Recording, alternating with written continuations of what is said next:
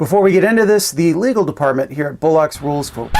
Hey guys, in between the time that I recorded this video and posted this video, Advanced Placement came out with some changes that they'll be making to the exam starting in 2020, and in particular some pretty big changes to the multiple choice section.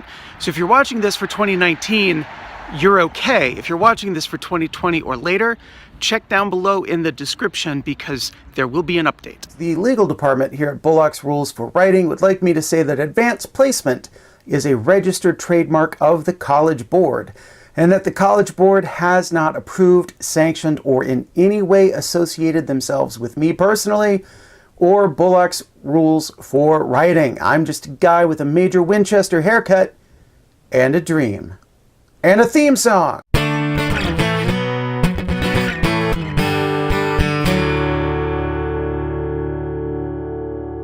Hey everybody, and welcome back to my series on AP English Language and Composition. So far we've talked about the class in general, some tips on beating the test anxiety, and today, episode 3, the multiple choice section. This is the first 60 minutes, the first hour of your exam. It's going to kind of set the mood for you.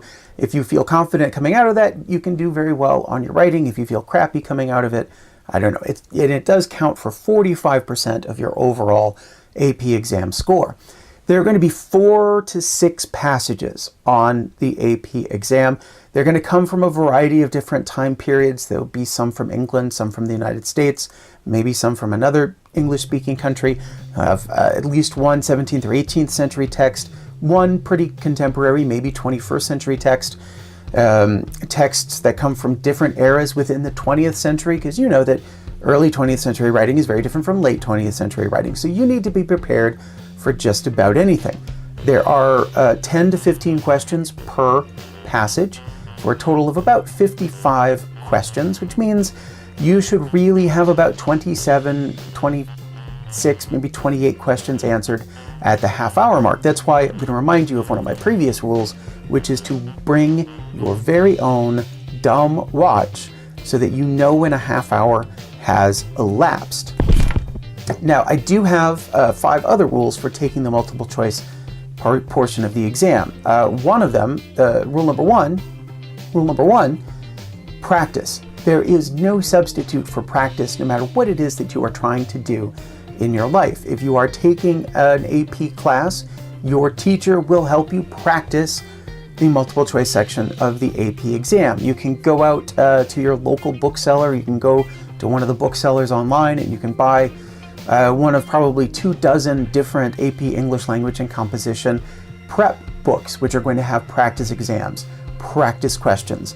And you can go to the AP's website and look at previously done tests that they've released to the public, and I will put a link down below in the description to one of those so you can practice with actual past AP exam questions. Rule number 2, as simple as it sounds, is answer every question. There is no penalty on the AP exam for guessing. That means if you get it wrong, you simply do not get credit for it. In the past, this was about 10 years ago, AP would penalize you to try to eliminate any advantage you get from guessing. So for every wrong answer, they would deduct 1/4 of a point. That's not true anymore. Now you can have a wrong answer and it doesn't hurt you. So if you answer every question, if you fill in a bubble for every single question, you have an opportunity to get the ones that you were guessing on correct. But also, answering every question means that you need to know how much time you should spend on every question. And as I just said, you need to be wearing your dumb watch so that you can control for yourself knowledge about how much more time you have left. You can jump to the middle question 26, 27, 28. You can write down what time it needs to be when you get there. And then you are ready. You know that you either need to speed up towards the end or that you can slow down and take the end of the test a little bit slower. But answer every question.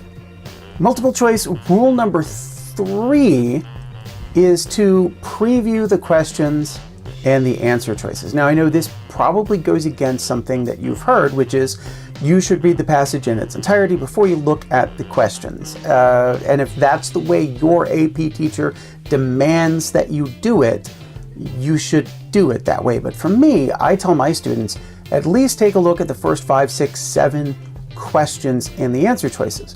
Why? You actually get a lot of really good information about the passage that's going to prepare you to read it. You might learn who wrote the passage. You will definitely learn what the passage is generally about. You will get a pretty good sense of what the mode of composition is. Is it an argument? Is it, just giving some information? Is it a definition?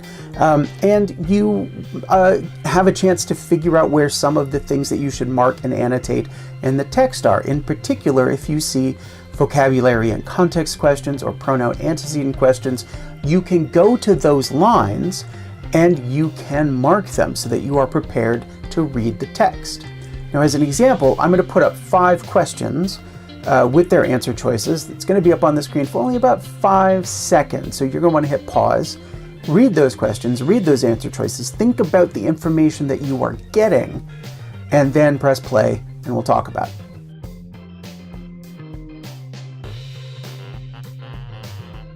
Now, in a perfect world, I would show you the passage, we'd read the whole thing, and we'd talk about how what we learned in those questions goes with the passage, but I'm not going to do that. Well, we can still talk about what we have learned. We know that this is a letter written by Einstein to FDR. It's probably also about nuclear weapons. It's certainly about war.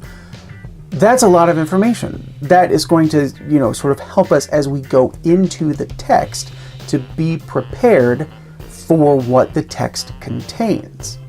You know what else is great about those questions is that 4 out of 5 of them are except questions. That means it's phrased in such a way that it's asking you the question, except, and then there are 4 out of the 5 answer choices that are correct.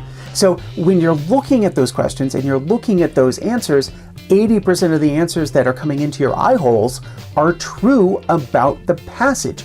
That's gold. That's gold, Jerry. That's gold. Rule number 4 is that you have to read fast, but you also have to read carefully and annotate. Imagine that the passage you are looking at is not a passage you're going to answer questions about in a multiple choice format, but that the passage you're reading is a passage that you are going to have to analyze, that you're going to have to write a rhetorical analysis essay about. Because the questions that you get asked are questions that would need to be addressed in a rhetorical analysis essay. They're not recall questions. They're not even what's the main idea kinds of questions. They're questions about technique. They're questions about structure.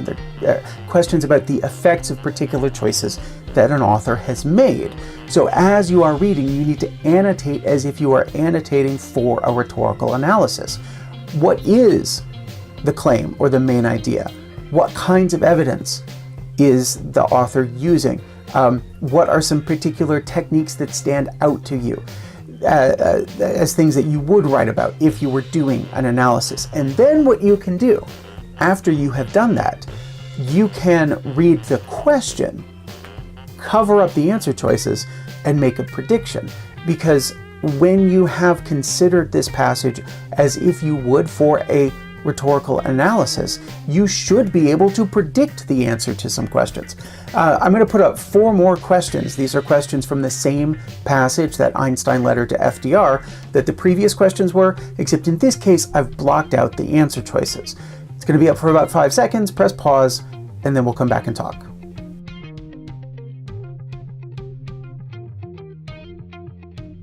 Those questions are the perfect kinds of questions to predict the answer for, to put it in your own words before you look at the answer choices. What kind of tone does the author take? Or what's the effect of the dashes or some other particular technique that an author is using? If you've read the passage and you see those questions, take a moment and predict what your answer would be before you read the answer choices provided.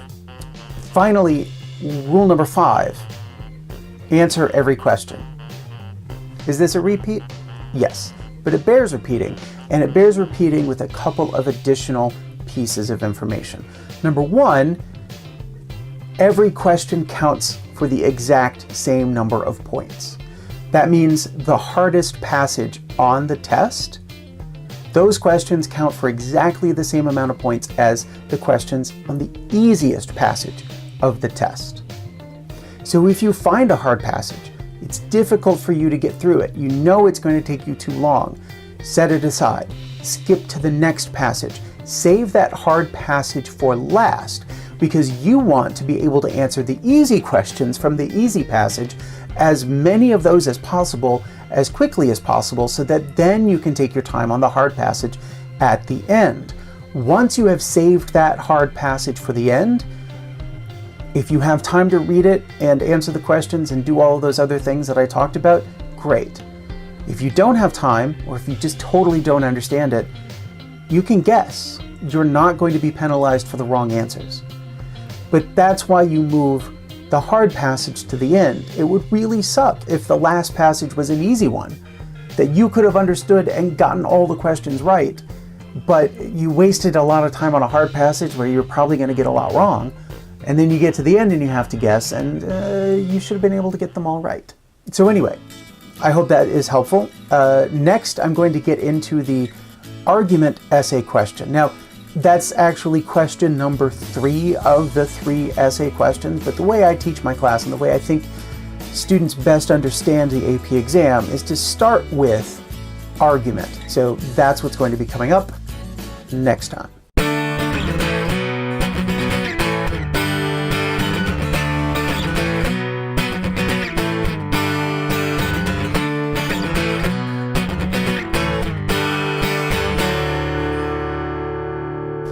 So I'm going to start, and that light is going to pop on at some point, and I'm just going to have to redo that section. It means that you should be answering one question. See, there it went. That was it. That was it right there. Okay. Take 3 or 4, I don't know.